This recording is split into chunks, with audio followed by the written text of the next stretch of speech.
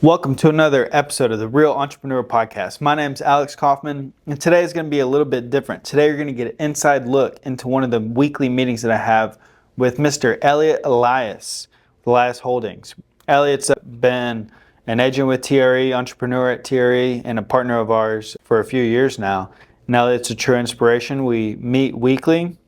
And I go over strategies. We talk about his business, talk about our business, and about improving his real estate holdings.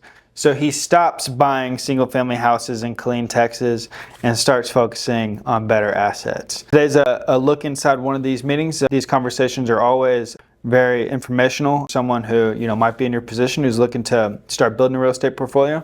So check it out. But if you have anyone you can recommend, to do shit like send cease and desists, from now on you gotta pay to say my name. You can't say my name for free.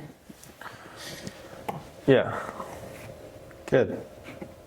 So he really tried to shit on me though. You saw that? No, can you show me the original post? You wanna see it? We're banned from Investor Underground because of Matt.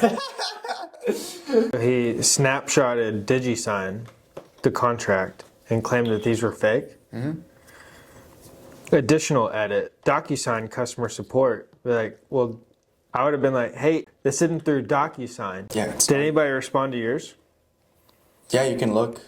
You're really trying to stand my name, bro. And the thing is, I can defend myself and everything, but at the end of the day, here's the character string that appears at the top of each page. Oh, so this is what you're saying wasn't there this whole time. What is this, the certificate of completion? Why is he saying that? Did DigiSign fuck up? I didn't even look at it, honestly. All right, now I see yours. Someone says, Mike, you keep saying you called DocuSign, and the certificate is with DigiSign. Oh, really? I didn't even see that. They're trying to eliminate us. Someone else comes in. Knowing this seller, it doesn't surprise me that they're saying they didn't sign anything. They had it under contract in the past. Mm-hmm. Pull this shit out of proportion. It really wasn't a big deal. Everything was signed correctly. But this guy just had something else to prove, Mm-hmm. He just wanted to snake me out the deal. That's what he wanted. He wanted to buy it for 70, and I wanted him to buy it at 85. And he's trying to snake me out this shit. And it was the first deal I was working with Hart with, too. I gave him the listing, and Hart was scarred for life. But it was a novation. And this is one of the risks with a novation with a buyer is how do you tell the buyer to write the contract in your name, and what happens if they start asking questions and stuff? You just be as transparent as humanly possible, or you just don't worry about it? Say again? With novations? What? If the buyer's why should I put it in your name? You're not the owner and stuff like this. Yeah, I'd tell him. You just tell him exactly what's going on, right? Yeah. I told him. Yeah, I'd tell him what's going on. He wasn't having it. He wanted to see all the paperwork. Well, that's good. I would just say, hey, dude, thanks, but no deal. See you later. Good luck. You wouldn't send him the paperwork. No. Obviously, he ain't buying shit. Yeah. And it causes all this stuff.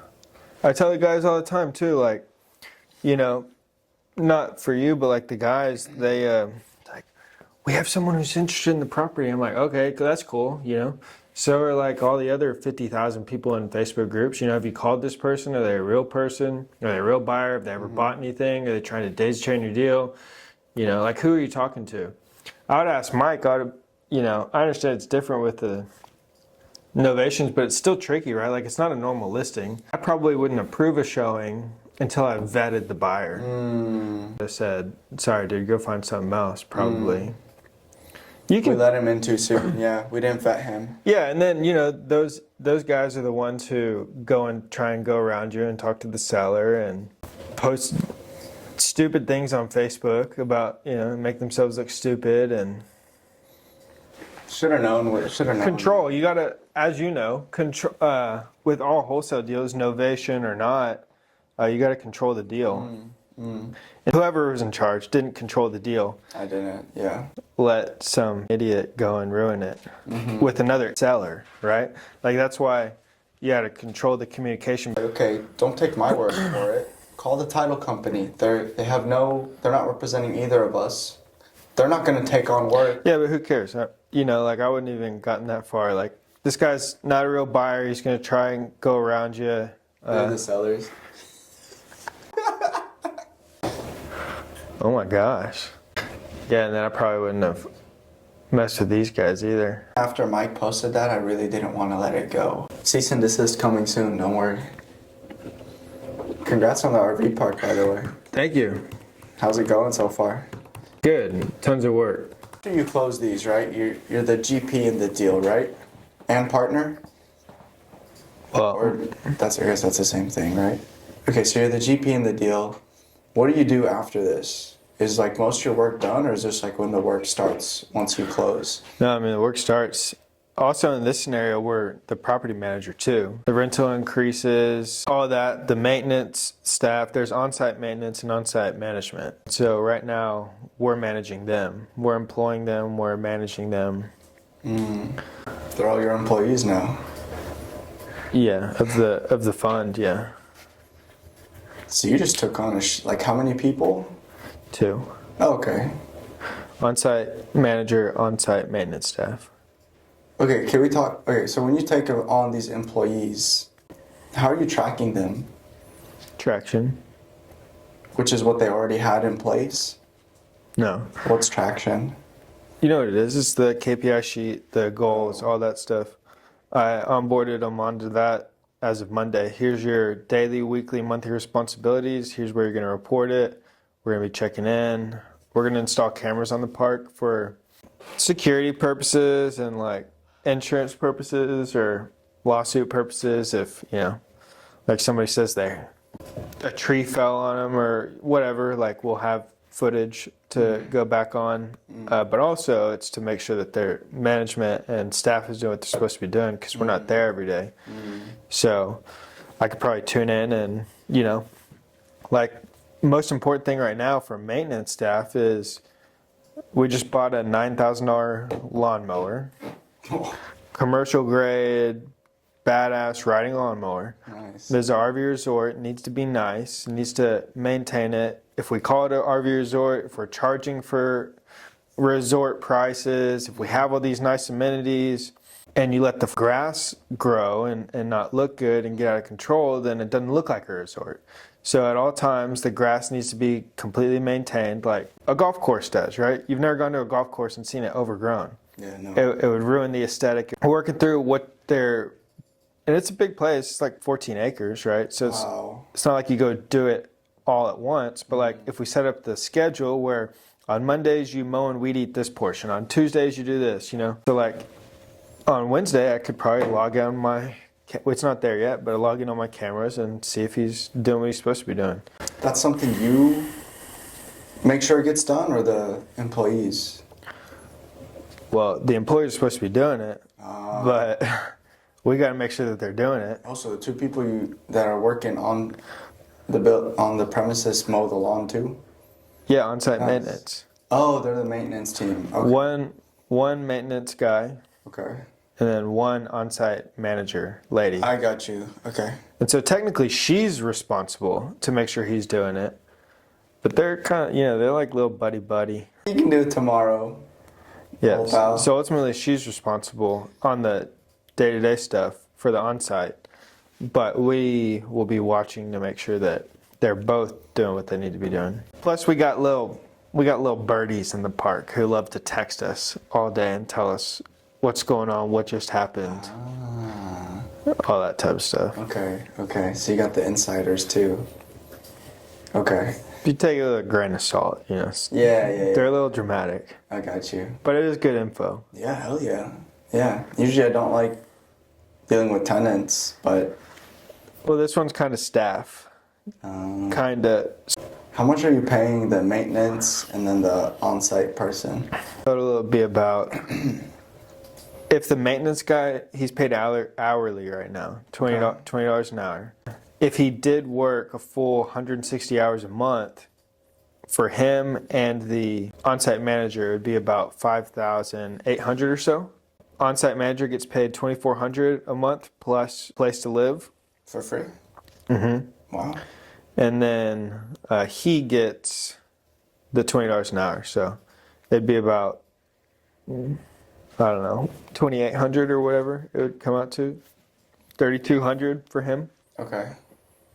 How much, I mean, do you have like daily things you do with this property? I mean, daily things for manager is answer the phones, deal with the problems, collect the rent, talk to all these people, field in onboarding for people coming in, field offboarding, people leaving, oversee the maintenance guy, make sure he's doing what he's supposed to be doing. And for him, like there's a pool there, there's a laundry facility there, there's a hot tub there, there's all the lights and stuff, there's septic systems and septic things running, all the landscaping, so the lawn, there's grass in between slots, right? Like all those need to be mowed, weeded, edged to look pristine at all times. Then there's just shit that happens, right? Like breaker goes out, whatever. So he's supposed to be doing that, but I don't know all the things that are involved. And so right now I'm like, the previous owner used to limit him to only 20 hours a week. Oh, wow. And so I told them on Monday, I said, right now, there's no minimum and there's no maximum. Okay.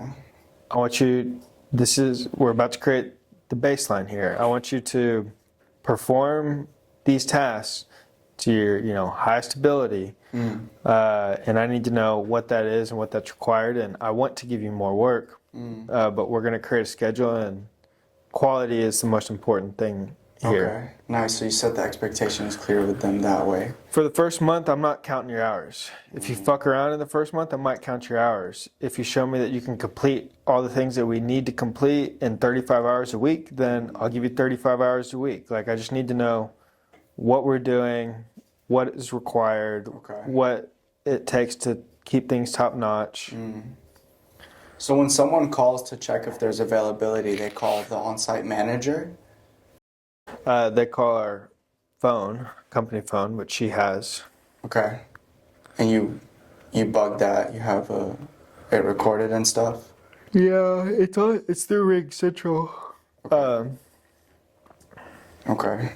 And then I guess, so like what is she supposed to be reporting to you? You're technically the property manager, and you're just hiring them to do the stuff. We could have paid a third-party management company to hire their own staff. They wanted to hire 4 people full time. I was like, that's ridiculous. That's not needed. And they would charge. How many RVs though? 109. That's a lot. And they would charge us 5% of gross rents, plus paying the salaries and everything individually, separate from the 5%. So we said, well, that's a little high, and I think we can do it fine ourselves. So we'll manage it. We'll manage the manager and the maintenance. Okay. And we'll just pay them their salaries, and we'll be the property manager. And so we're also getting paid a property management fee of 5% of gross rents. You closed what, last week? Friday. Yeah, it's like not even a weekend. No. I need to ask you next week how the calls are going to come in, and if it's actually worth being a property manager. Yeah, so far it's just fine. Honestly, I mean, I don't think the on-site manager is like A class, the best, quality in the world, but she is independent and sufficient enough to, like, we're not having to, it's her job to solve these things. And it's our job to approve it. Yeah, 2,500 is nothing, bro. How the fuck is she living? So she's doing a good job so far. We delivered notice on Monday that their rent's going up 30% to everybody. We're also doing a lot of stuff to the park too, though. We're bringing in a shower facility. It's $100,000 shower facility. Bringing in basketball goals to the pickleball court, like the real nice basketball goals. Bringing in pool and patio furniture for the pool, have more like lawn chair, all that shit that nice places like your place has around the pool, that nice stuff. And then also more furniture for the pergola. Does your apartment have an outdoor grill and everything? Yeah, right by the pool. We have one of those right by the pool. So furniture for that, whatever it is. So that they have something to sit at and eat and lounge chair, whatever. Your maintenance guy doing all that? She's gonna buy it. He'll probably pick it up and deliver it. Okay. So you're not hiring any third parties. You're just paying $20 an hour. We're hiring third parties. We're hiring third party person to come pour all the concrete. We're adding more concrete parking to the laundry facility. Okay. We're gonna add concrete next to the bathhouse. We got 25 additional slots to pour. We're hiring somebody else to do that. Outside septic to come in. Outside electrician to come in. Outside arborist to come. We got like 200 palm trees there. How much money are you spending?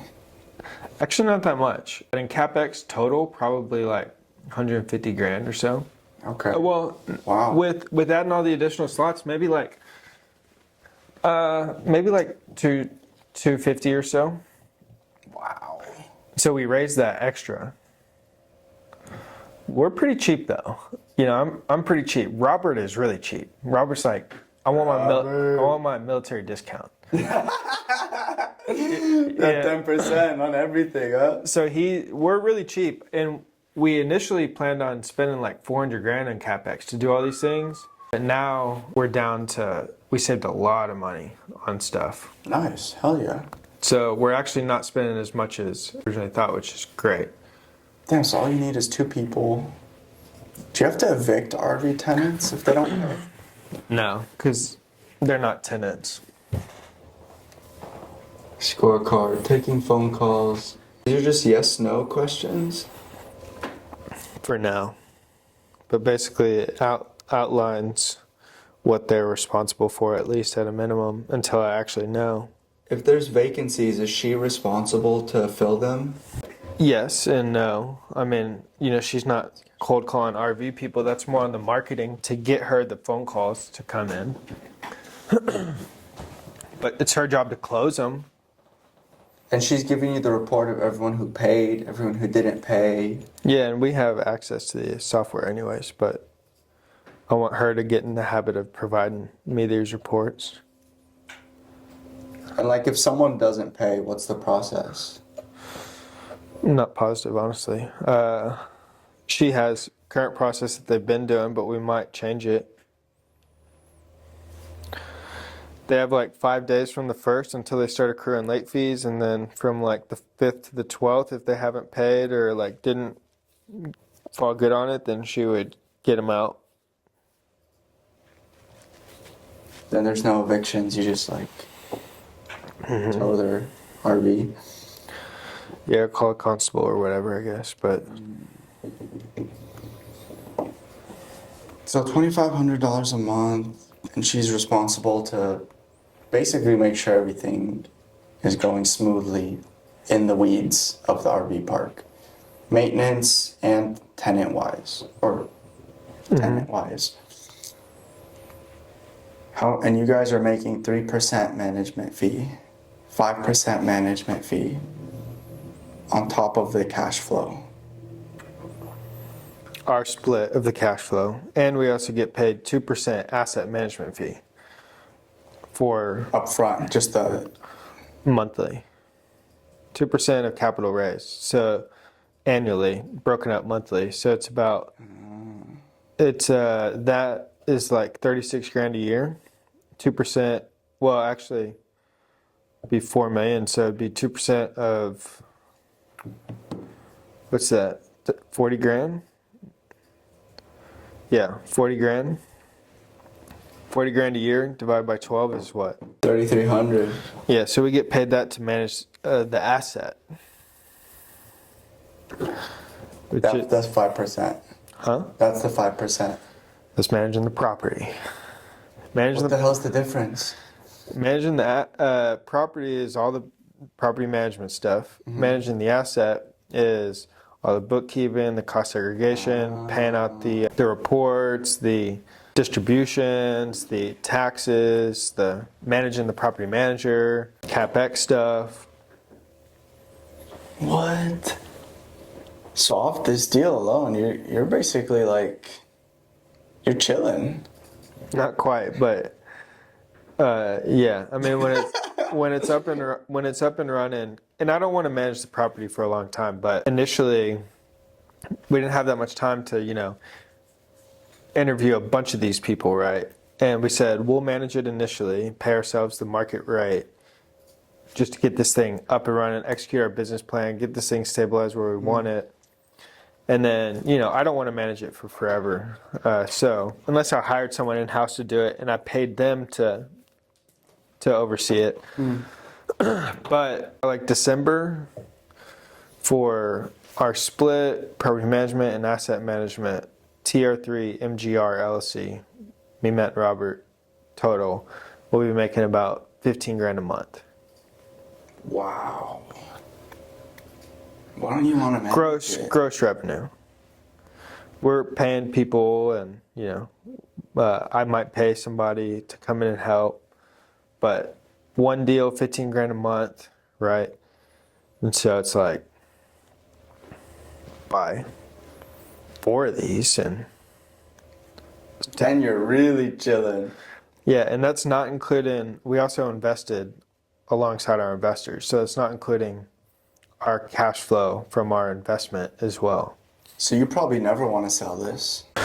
Well, Just keep the cash flow coming. maybe. It depends, If someone wants to pay me $12 million for it today, I'd sell it. Take that money, go buy another deal. The goal is to sell like 11-ish million in 5 years. What I'd really like to do is convince the seller or seller's family to continue the seller finance. How long is the loan? 5 years. So I probably won't sell anything. Wouldn't even consider selling anything until that's over with, because that's just free money. 0% interest, free money. But I mean, if somebody came and offered $12 million today, and that's what we were hoping to get in 12 years, I'd probably take it. But no one's gonna do that. What a fucking deal. Yeah. How long did this take you to negotiate and Get done and everything? I don't know. We probably started in January. We were telling you this in a December. while ago, for sure. December of 22. So 18 months ago, I was telling you this. At the Austin office, I remember sitting in the old marketing room telling you this in December of 22.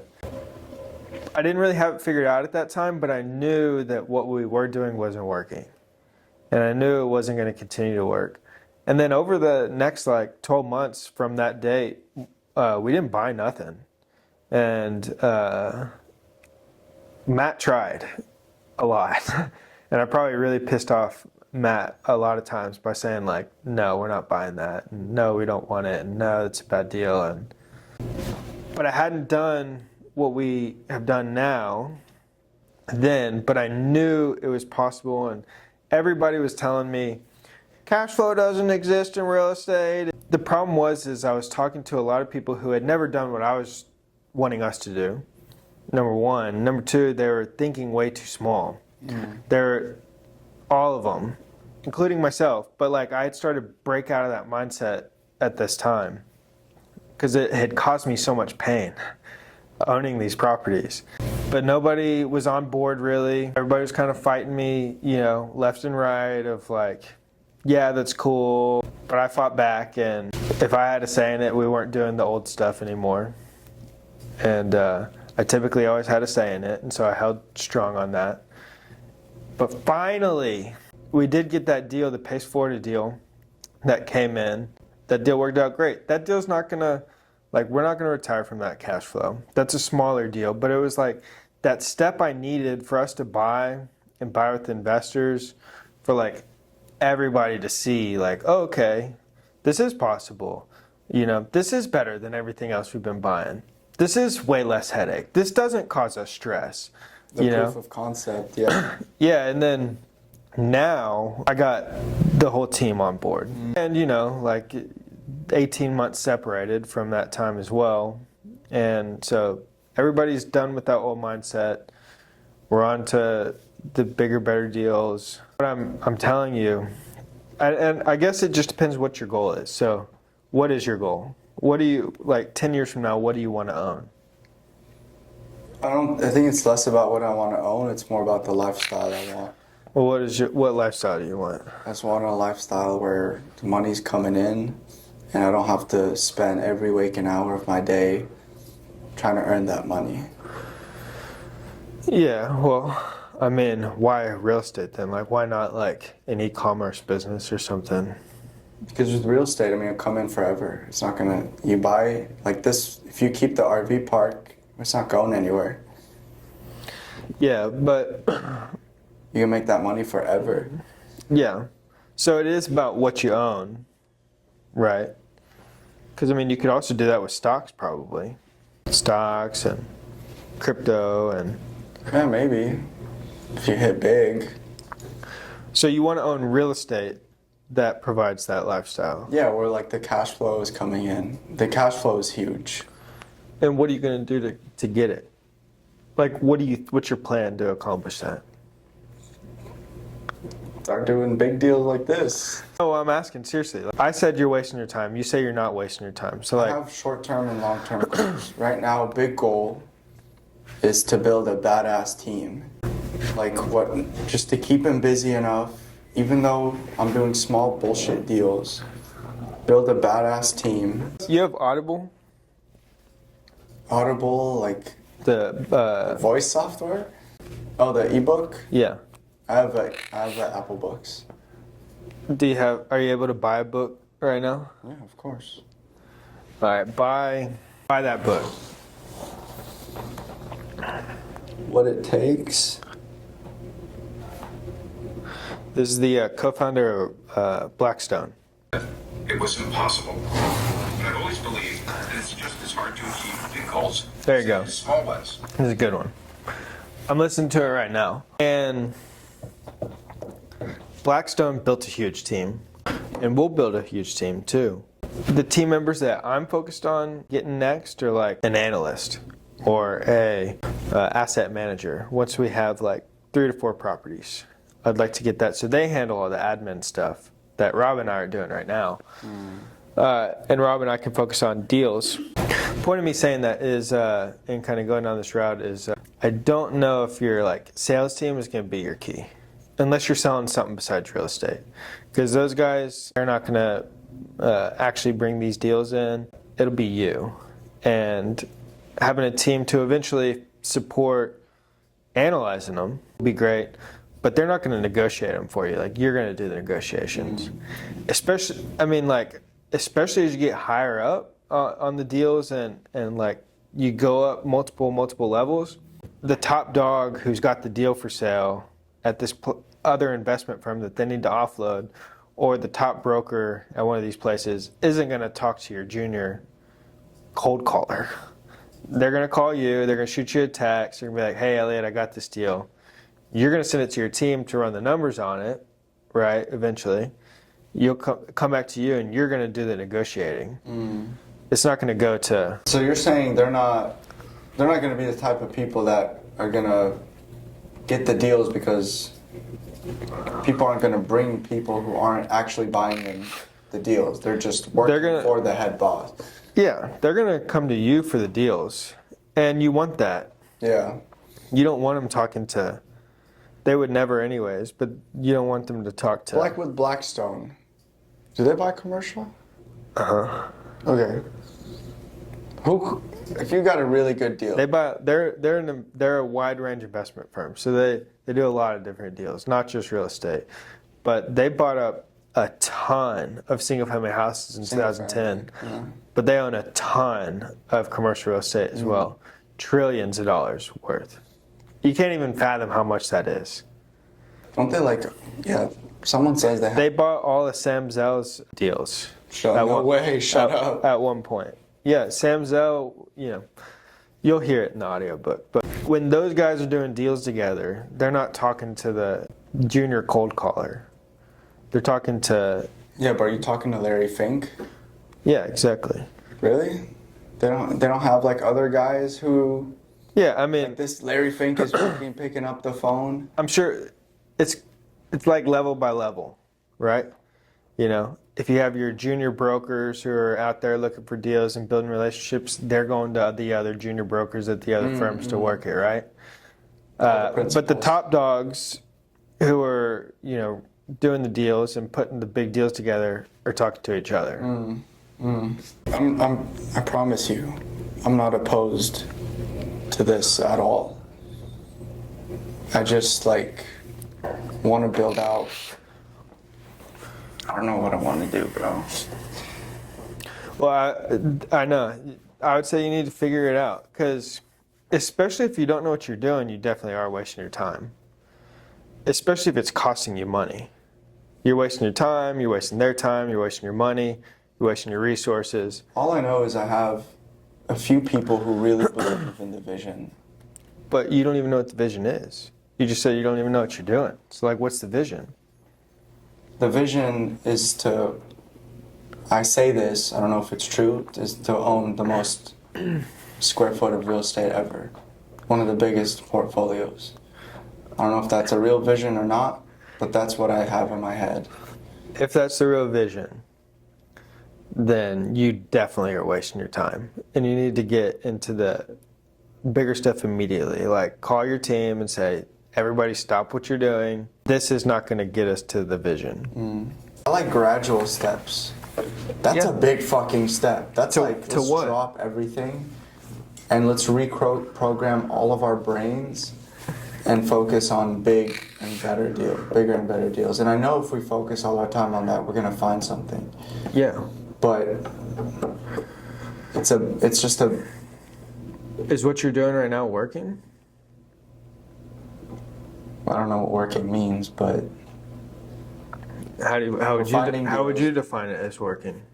we're doing what we're supposed to. We're getting deals.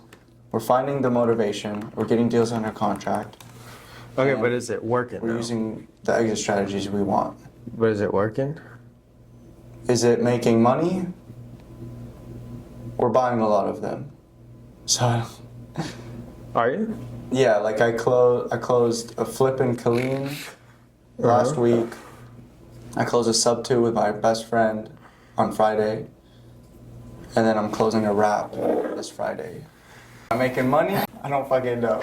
Yeah, well, Spending money. That's a big problem. Like, why are you doing things that you don't know for business? Unless you're just doing this for charity and like for fun.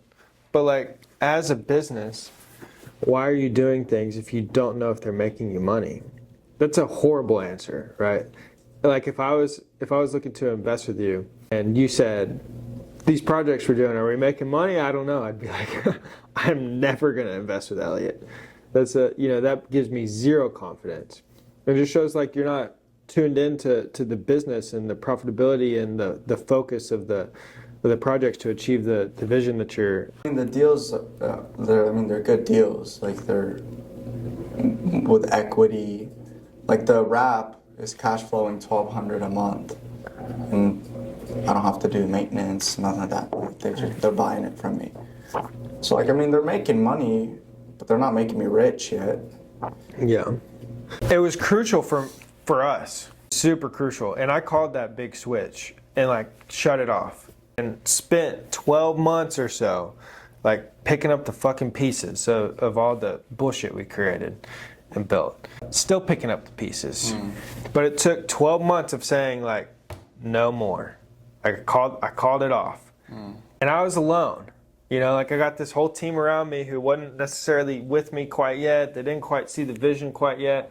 I had all these people telling me that cash flow in real estate is imaginary. And I was like, yeah, it is with the fucking dog shit we've been buying. But it's not with other assets. We just haven't bought them yet. And I was just constantly fighting this fight of like, we're not doing it.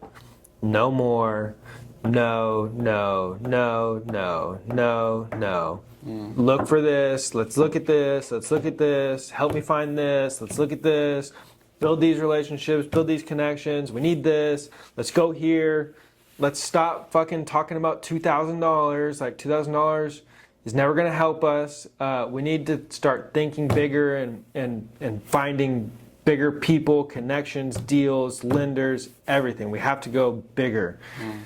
And it was like 12 months of that fight with my entire team, my partners, my team, everybody. It didn't happen overnight. It's not like the next month.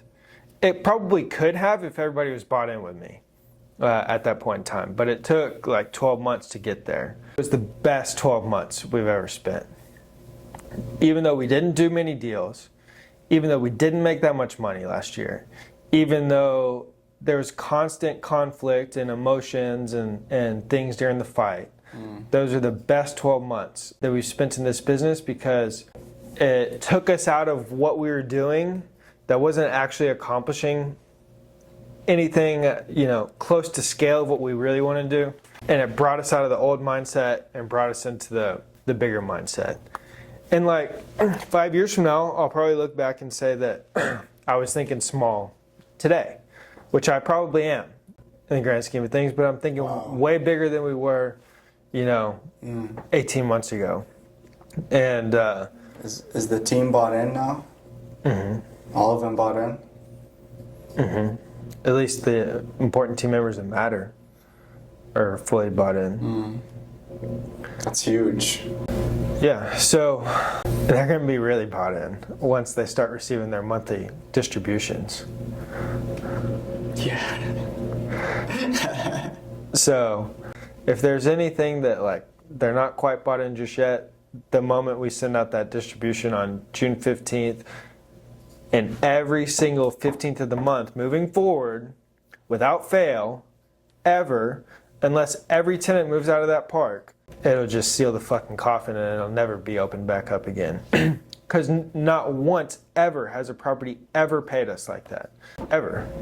And every single month on the 15th, while the other entities are saying, we need 2,000, we need 3,000, negative, negative, negative, negative, negative. This one's going to say $5,000, $5,000, $5,000, $5,000, $5,000 directly into their bank accounts every single month.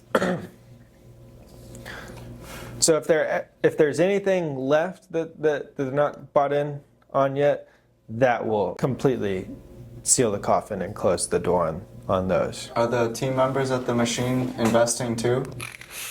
Yeah. TJ and his partner invested $100,000. Nice. Jesse invested $10,000. Luis invested $10,000. Nice. Everyone's really bought in. Literally bought in. Literally bought in. Yeah. Man, that's amazing. Like, that alone is amazing. Getting everyone to like reap the benefits of this deal too, not just bring. Yeah. They didn't bring the deal anyways. They just like you gave them dibs on investing in this deal. Them in real time. Like, this is real.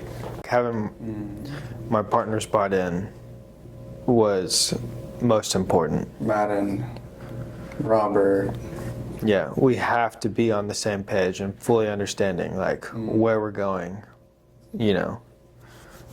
We're saying we're not even looking at deals that 8 months ago we would have like been like, this might be the one.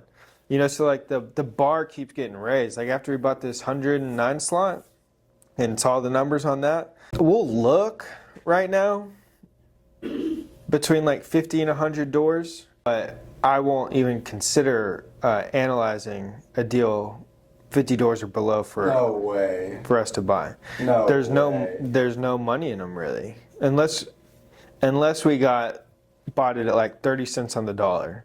No way, Alex. The real money starts coming in at like 100 plus doors. That's where you actually have some scale. There's absolutely no scale. We got sent one earlier, and this is like, I'm still, we're still training and partner level. We're still training with each other and working through this process.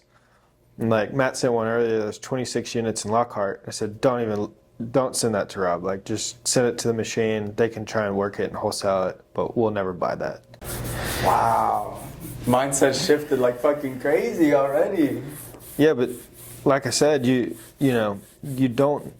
Why continue to do the same thing? Like, why make the same mistake on the bigger stuff that we were making on the smaller stuff, right? Why buy a shitty area? Why buy shitty property? Why buy shitty tenants, shitty management? I want something nice. And we're going to go in and we're going to steal it. And this RV resort, if it was trashy, I don't know if we would have bought it. It'd be a lot less attractive. But it's super nice. Like, A-class. Nicest RV park in the area. Nice. Hell yeah. I don't want a dump that we have to. We've never done good with dumps. Dumps are dumps. You're sniping now. They're called dumps for a reason, I right? know exactly what you're looking for. Kinda figuring it out. You know, I don't own any 100+ unit multifamily, but I own a bunch of the other shit, and I tell you, I don't want that anymore. You know, I'll gladly Are sell you it. gonna sell it? I'd love to. I was just about to say, I'd gladly sell you our portfolio at a discount. You can take over it. Sub 2? That's the problem with these properties too. Like, I gotta sell it to you at a discount. You know, if I got a portfolio full of Class A assets and good deal, I'm gonna sell it to you at a discount. You're gonna pay top dollar for it. I sell you the bullshit. I gotta sell it to you at a discount because you don't even want it, right? I don't want it. You don't want it. They don't want it. They don't want to live there. You know, it's a piece of shit property. Nobody wants it. Except that one person out there who thinks that it's good and they're not wasting their time and they're just misinformed. Maybe you just gotta go through your cycle. I hope yours doesn't last as long as mine did. I'm also looking forward to the day where you come to me and you say, I should have done it sooner. It's probably gonna come soon. Here's the problem with it. Yeah, December 22 and December of 23 last year, where like we finally, you know, it took me 12 months, 12 long months of not making a lot of money, of fighting people, of fighting the operations, of being frustrated, of saying no to get there. And so I don't think it has to take you 12 months from the moment you make the decision to cut it off and to go towards the new thing.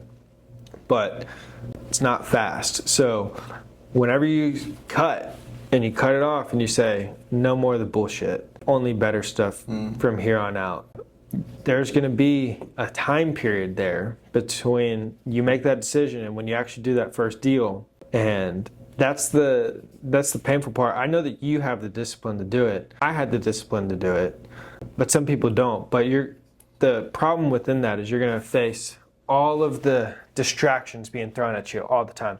Free house, you know, right? You're going to have to say no to all of those. If it doesn't meet where you're looking to go, you have to say no. And some people, that's the hard part. I don't mind it. Yeah, it really is tough to say no, especially if you know, like, this is a deal you would 100% take all day before. It's like that mindset is tough, you know? It's like saying no. But not when you really look at it. I'm sure if you really looked at it, because I'm not an emotional person. Like, I didn't make that decision based on emotions just because it was causing me pain. It's also just facts. I mean, I'm a very analytical person, logical person, and the logical thing is to stop doing those deals. And emotionally, it'll help you out too. But I gotta stop getting with ugly girls, bro, and start getting with bad bitches. yeah, I've even used that concept to try and convince these people too. I'll show you an example. I had to tell everybody to stop looking at the ugly girls at the dance. Look, they're talking about this property. This February this year, like they're still caught up on these shitty properties. And I was like, fucking forget about it. Like this is Caloris. It's the name of a property. This is the Caloris. Y'all keep saying one day she'll be pretty. She's never gonna be pretty. Like forget about those deals. You know, like y'all need to focus. She's gotta shave the goatee, bro. That's it.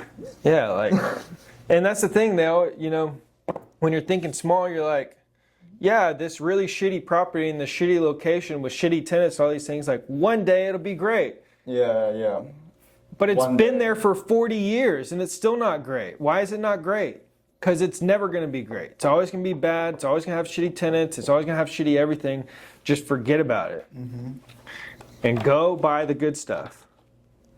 And here's the delusion. And this is what you'll actually learn once you do make that decision. And this is what keeps everybody in thinking small. Is everybody thinks that the good stuff is more expensive, you make less money, etc. And it's not true. You make, because we're applying the same deals, right? We're not going out and just paying whatever. And we're not overpaying for things. Like we're fighting, negotiating, structuring creative deals, and buying really good deals on the good stuff. But the good stuff makes way more money than this stuff. You know, if it's easy to get, it's hard to get rid of, right? The shitty property, Caloris, the ugly girl at the dance. Yeah, you may be buying it cheap. Yeah. Okay, cool. It hits the 1% rule, all these things, but it's not going to make more money than the better deal. Even though it's more expensive, even though all these things, you're going to make way more money on this deal than you ever would on this one. And this one, matter of fact, actually probably won't make that much money. It'll actually probably steal from you. They all do. Even when it has scale, like the Caloris was 36 units, right? That deal probably wouldn't lose money if it was ran efficiently and had good debt on it. But the money that it would make wouldn't be sufficient. It would be more closer to breaking even than it would be like actually making a good income and Why'd you make this move though? Like other than obvious things. that's it. Like I'm not doing this. This is like Was there someone or like I'm a specific scenario? yeah, I mean I'm not doing this for fun, right? This is my life. And this is very important to me. And my entire life revolves around this. I think about this all day, every day. Yeah. It's my income, it's my family's income, it's my future, it's my family's future. I'm responsible for all these people. I pay for all these things. And I'm not doing this for fun, okay? I'm doing this to have a profitable business and to build something big that makes a lot of money. And I thought the old stuff was going to get us there. It was where we were at with that first level. It didn't. It caused me a lot of pain. It started stealing from us. The numbers don't make sense anymore. They never made sense. They only made sense in the pandemic bull market, which was artificial. And so it was the logical decision of these deals suck. The emotional decision of I hate these deals, and these deals steal from me every single month. They don't do anything for You us. actually got mad at the deals. Yeah, I hate them. Yeah. Imagine if you had fucking 95 people stealing from you every month. You would be happy about it? You know? Yeah. Stealing your time, stealing everything from you. Yeah, I got you. So yeah, I get mad at him. I'm mad at myself. I'm not mad at the deal. I'm mad that I made the decision to approve it. And I'll never make that mistake again. And so ultimately that's what it is I'm upset at myself. I'm upset at myself that I got myself here. I'm upset at myself that we got ourselves in this position. I'm upset at myself that I let this last for so long. I'm upset at myself for setting up the teams around this stuff. I'm upset at myself for thinking too small. I'm upset at myself for making all those decisions to build that big portfolio of small deals. And said, no more. Like, I want to go there. I'm stuck here. And I refuse to stay stuck here. And I will do whatever it takes to get out of it. And if it means that, everybody around me doesn't agree, and then fuck it, I don't want to keep doing that. And I absolutely refuse to do that. I would rather go do anything else than to waste my time and future and money and investments on these things any longer. Well, good thing you're a good leader. You can bring everyone on board with you. Not really. Well, you did. I wish that I agreed with that, but it doesn't really pan out that way. And maybe I'm not good at communicating things, and maybe I'm not good at really doing that. But I disagree with you. I don't think that I am. But fortunately, a lot of decisions come through me, and by brute force of making those decisions and saying no is kind of what forced us to do it. So it's not even really like I led everybody with some vision. I tried, but it didn't work. And so long as the decisions were coming through me, it was veto every time. And that's more of what allowed it to happen. Well, if they didn't believe in you, they'd just leave. This is good. I like this. So Yeah. Well, I'm just waiting on you. I appreciate your time, brother. And I like the suit too. Where'd you get that from? The suit shop. Sounds good to scream.